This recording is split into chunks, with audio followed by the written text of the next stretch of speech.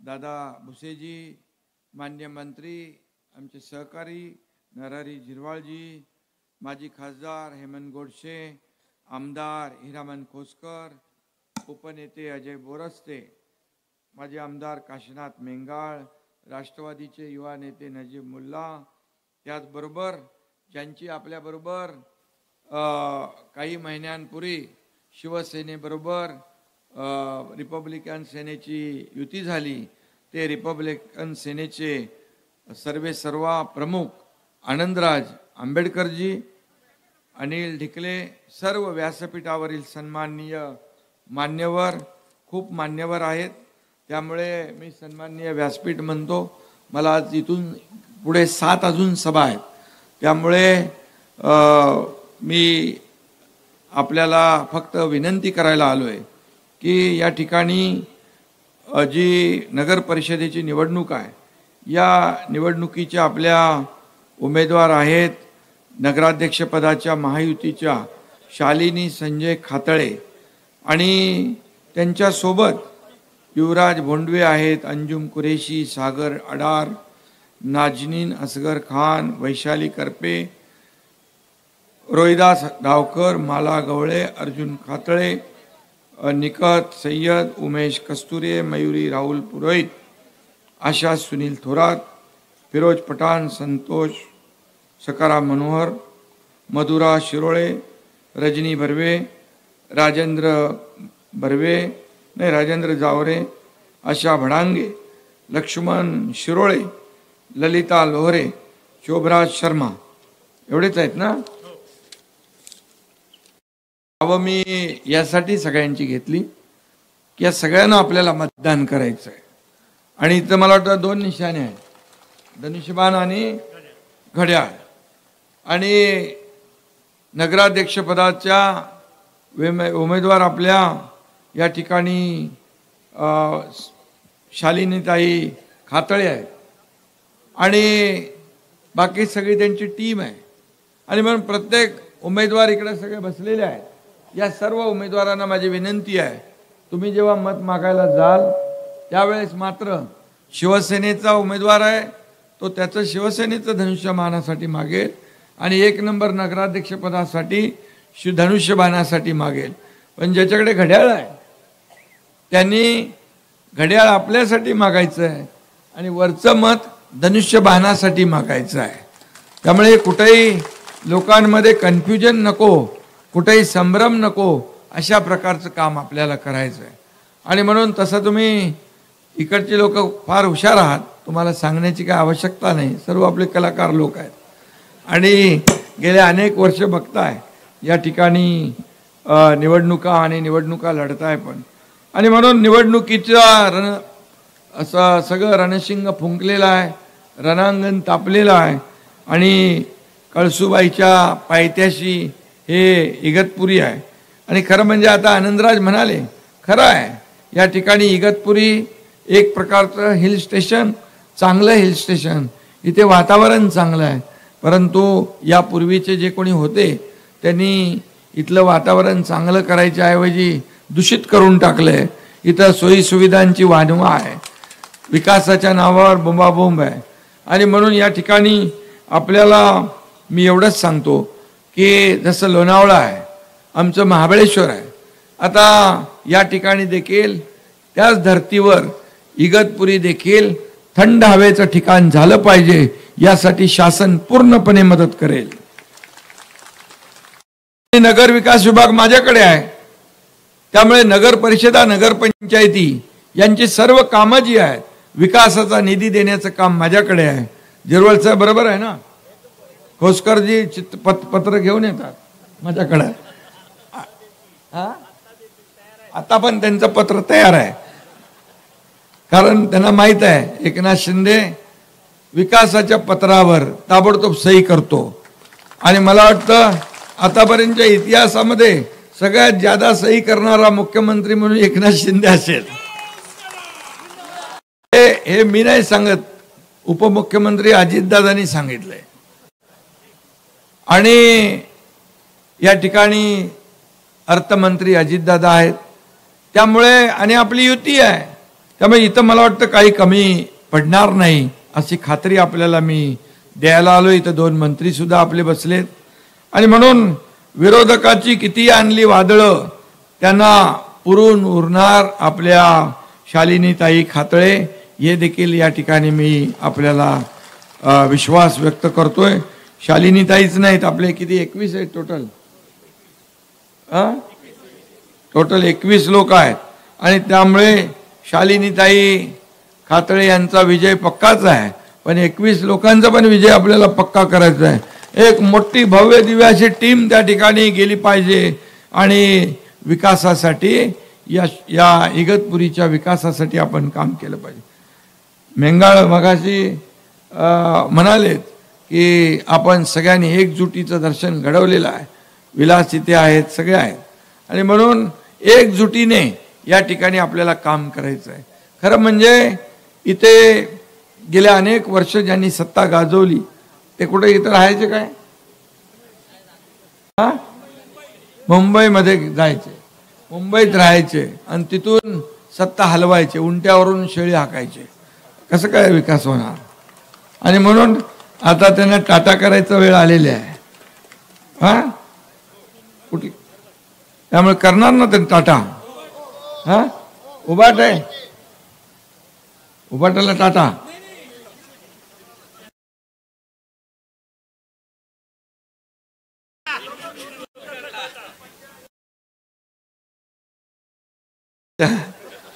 तिकडे पण बदलून गेलेत काय, बदलीवर असतात वाटतं.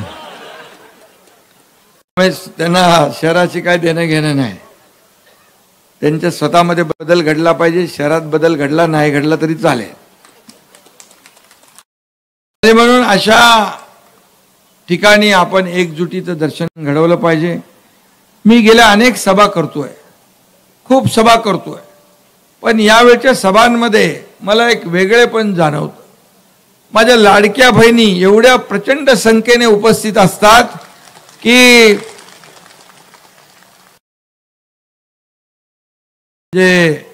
मी एवढा जिव्हाळा आपुलकी पाहिली नाही कधी. 4-4 तास उशीर होतो. विमान, हेलिकॉप्टर, रस्त्याचा प्रवास करत करत ह्या सगळ्या ठिकाणी पोचायला लागतं. पण लाडक्या बहिणी एकदम बिलकुल एकही लाडकी बहीण जागची हालत नाही आणि ती त्या ठिकाणी थांबलेली असते, आपल्या भावाची वाट बघत असते. याचा अभिमान आहे मला, याचा अभिमान आहे, आनंदही आहे. लाडके भाऊही माझे तसे चांगले आहेत कारण पाठीराखे ते आहेत. आणि म्हणून लाडक्या बहिणी लाडक्या भावांना माझी विनंती एवढीच आहे की या ठिकाणी आपल्याला ही निवडणूक जिंकायची आहे. मी मुख्यमंत्री असताना मुख्यमंत्री माझी लाडकी बहीण योजना आपण सुरू केली आणि काही लोकांनी त्याच्यामध्ये खोडा घालायचा प्रयत्न केला. काही लोक कोर्टात गेले, काही लोक म्हणाले चुनावी जुमला आहे, या निवडणुकीत घोषणा करायच्या असतात, कुठे पूर्ण करायच्या असतात. पण हा एकनाथ शिंदे दिलेला शब्द पाळणारा आहे आणि शब्दाला जागणारा आहे आणि म्हणून मुख्यमंत्री माझी लाडकी बहीण योजना आम्ही सुरू केली.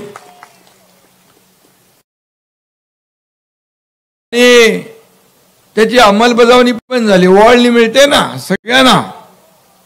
काही अडचण असेल केवायसी बिवायसी तर बघून घ्या.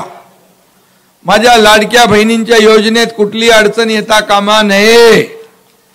आणि मी आपल्याला हेही सांगतो की मी सर्वसामान्य कुटुंबातून आलोय. शेतकऱ्याचा मुलगा आहे, शेतकऱ्याचा मुलगा आणि शाखा प्रमुख ते मुख्यमंत्री झालोय. त्यामुळे जमिनीशी नाळ जुळलेली माझी आहे. मी गरिबी पाहिलेली आहे, माझ्या आईच्या पत्नीची तगमग पाहिली आहे, घर चालवताना काटकसर पाहिली आहे, त्यांच्या डोळ्यातली कणाव पाहिलेली आहे.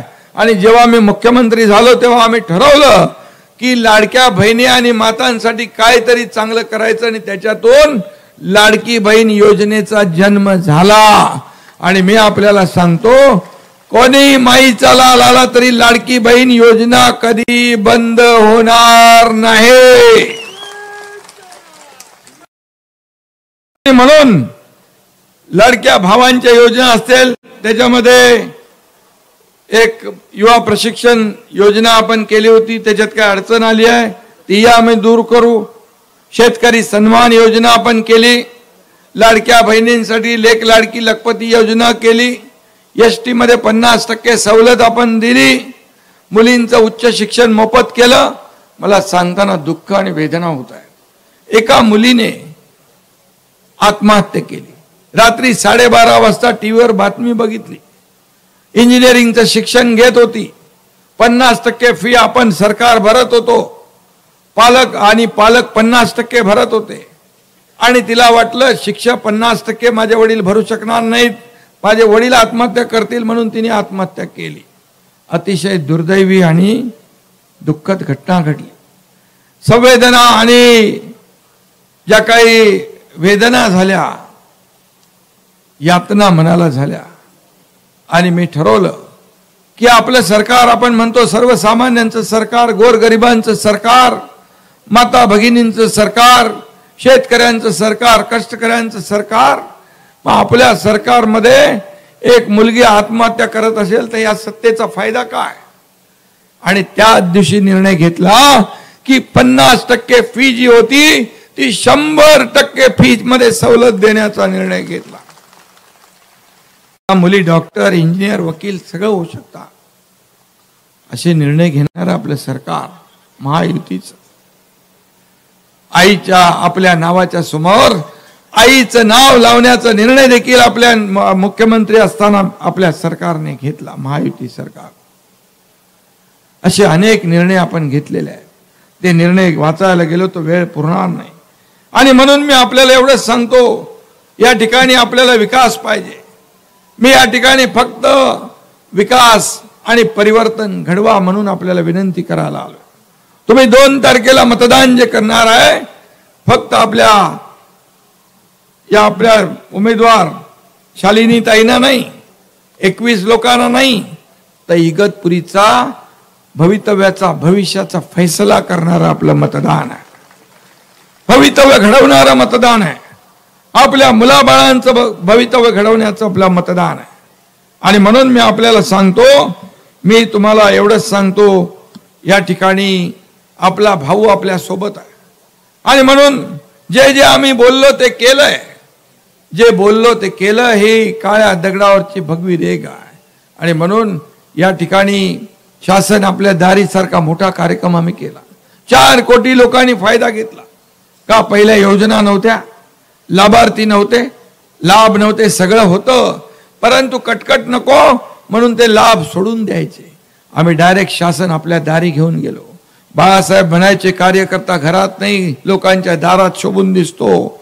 शासन आपल्या दारी घेऊन गेलो. लोकांना जागेवर, महिलांना, युवकांना, शेतकऱ्यांना पॉवर ट्रिलर, ट्रॅक्टर, अशा अनेक योजना आम्ही दिल्या. त्याचबरोबर आमच्या माता भगिनींसाठी माता सुरक्षित तर कुटुंब सुरक्षित, परिवार सुरक्षित ही योजना राबवली. 3 कोटी महिलांचं आरोग्य तपासणी केली. त्यामध्ये काही माझ्या माता भगिनी काही आजार होतात, तो त्याच्यामध्ये दिसून आला, पण तपासणी केल्यामुळे त्या आजारावर मात करता आली. आमच्या बहिणींचे जीव वाचले, याचाही आनंद मला आहे, याचाही अभिमान आहे की आपण महिलांसाठी करू शकलो. शेतकरी सन्मान योजना केली. केंद्र सरकार, प्रधानमंत्र्यांनी 6,000 रुपये दिले. आपल्याही सरकारने 6,000 रुपये सन्मान योजनेमध्ये दिले. आता देखील अतिवृष्टी झाली, शेतकऱ्यांच्या मागे आपलं सरकार उभं राहिलं. 32 कोटीचं पॅकेज या ठिकाणी देण्याचा निर्णय झाला. शेवटी शेतकरी हा मायबाप आहे. आणि म्हणून या शासनाच्या तिजोरीवर आमच्या लाडक्या बहिणींचा जसा अधिकार आहे, भावांचा, तर शेतकऱ्यांचा देखील पहिला अधिकार आहे. आणि म्हणून हे सर्वसामान्यांचं सरकार. यामुळे मी आपल्याला एवढंच सांगतो, इगतपुरीची जनता सुज्ञ आहे. गेले अनेक वर्ष तुम्ही ज्यांच्या हातात सत्ता दिली त्यांनी काय दिवे लावले हे आपण पाहिलेलं आहे. आणि म्हणून मी आपल्याला सांगतो, हा इगतपुरी असा टापू आहे. या इगतपुरीमध्ये जेवढं करू आपण तेवढं कमी आहे.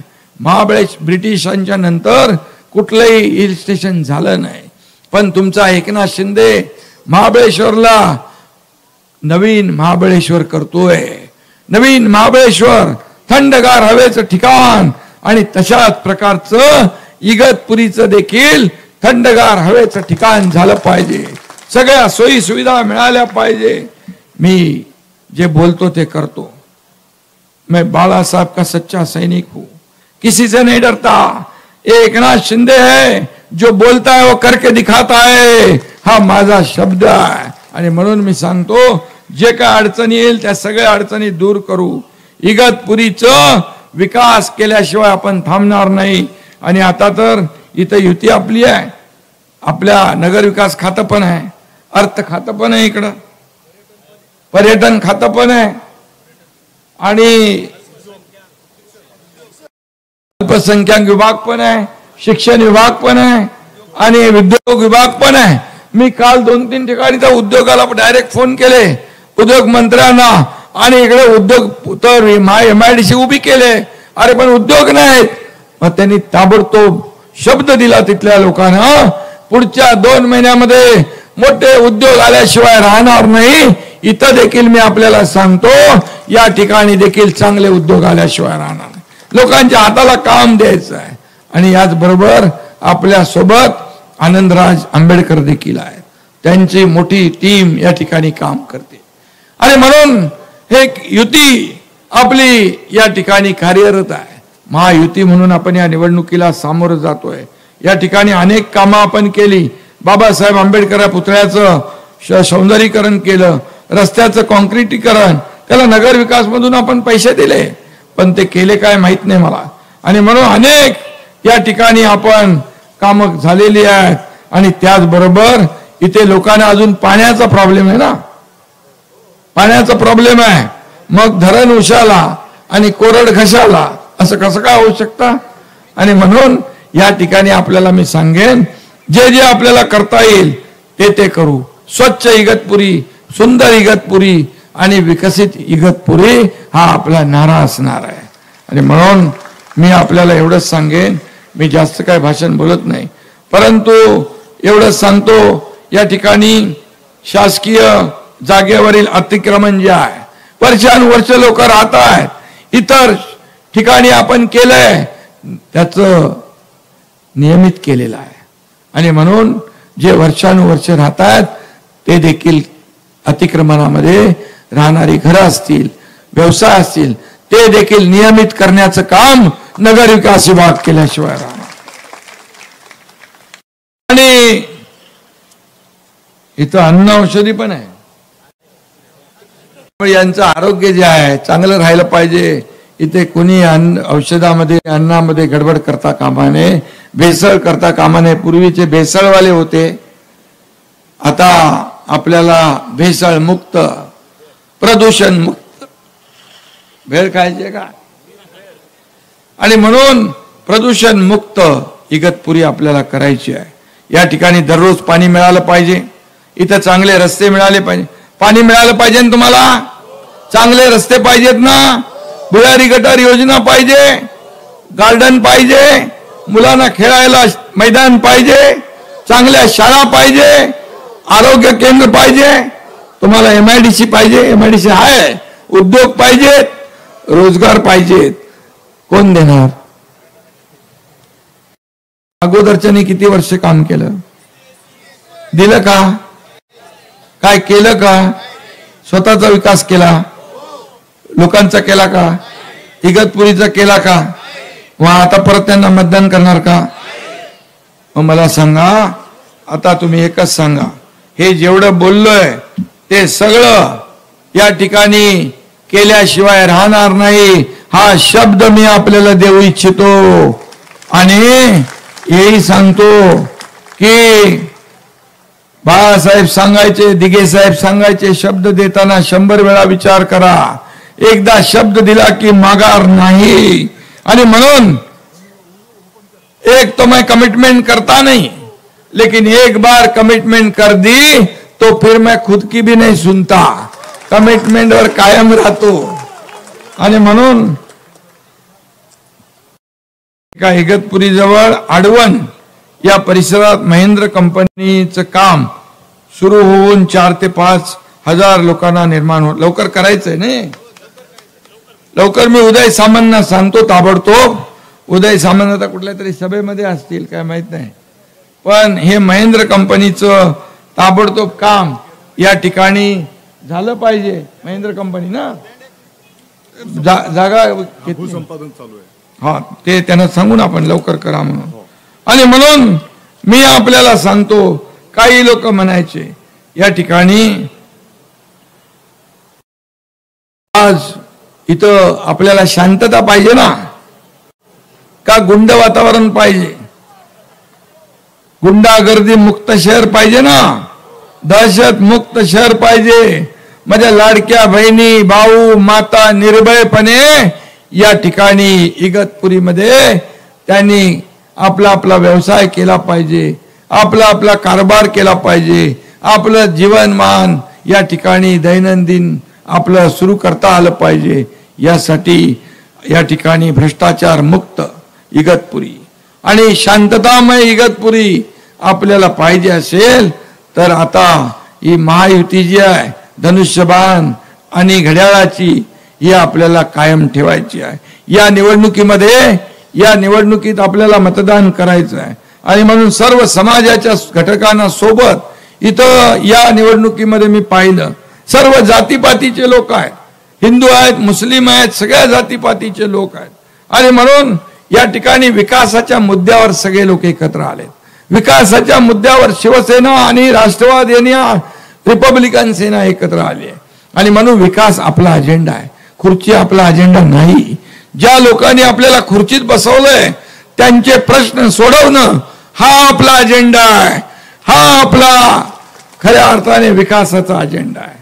आणि म्हणून मी आपल्याला विनंती या ठिकाणी करतो की जे जे आम्ही बोललोय ते या ठिकाणी केल्याशिवाय राहणार नाही. कारण शेवटी इगतपुरी या ठिकाणी खूप मोठं पोटेन्शियल आहे, खूप इथं स्कोप आहे काम करण्याचा, पण त्याला इच्छाशक्ती पाहिजे. आणि म्हणून 2.5 वर्षामध्ये आपण विकास झालेला पाहिलेला आहे.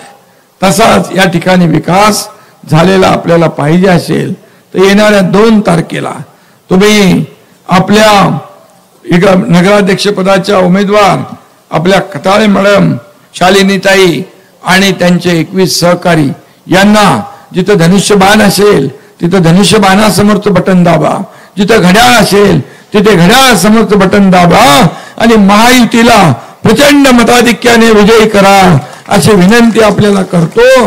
2 तारखेला एवढ्या मोठ्या संख्येने तुम्ही इथं उपस्थित आहात, एवढ्या सर्व लोकांनी काम केलं तर समोरच्या लोकांचा डिपॉझिट जप्त झाल्याशिवाय राहणार नाही, हा असा विश्वास या ठिकाणी व्यक्त करतो.